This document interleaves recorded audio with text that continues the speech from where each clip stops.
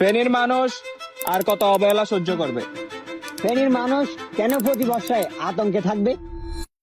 2024 সালের বন্যা ফেনীর মানুষের জীবনে এক ভয়াবহ দুঃস্বপ্ন হয়ে এসেছে। টানা বৃষ্টি ও পাহাড়ি ঢলে মুহুরী, কহুয়া ও সিলোনিয়া নদীর পানি হঠাৎ বেড়ে যায়। দুর্বল ও ভাঙ্গা বাঁধের কারণে এই পানি ঢুকে পড়ে লোকালয়। এক রাতে ডুবে যায় ঘরবাড়ি। মানুষ সকালে ঘুম থেকে উঠে দেখে চারদিকে শুধু পানি। এই বন্যার কারণে কৃষকরা তাদের ফসলি জমি হারিয়েছে। যমুনা টেলিভিশনের রিপোর্ট অনুযায়ী ত্রিপুরার বল্লামুখী বাঁধ কেটে দেওয়ার অভিযোগ উঠে। 2026 সালেও হালকা বৃষ্টি এবং নদীর পানি বাড়লেই ফেনীর মানুষের বুক কেঁপে ওঠে।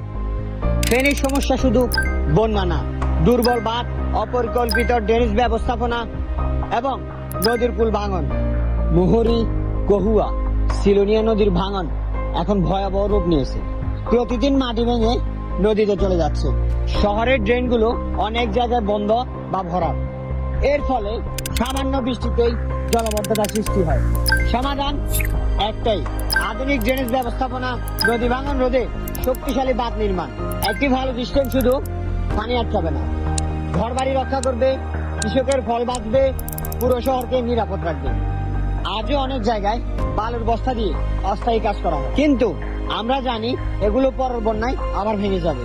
তাই ফেনীর মানুষ আজ একটাই দাবি করছে, আর অস্থায়ী বাঁধ না, চাই স্থায়ী ব্যবস্থাপনা।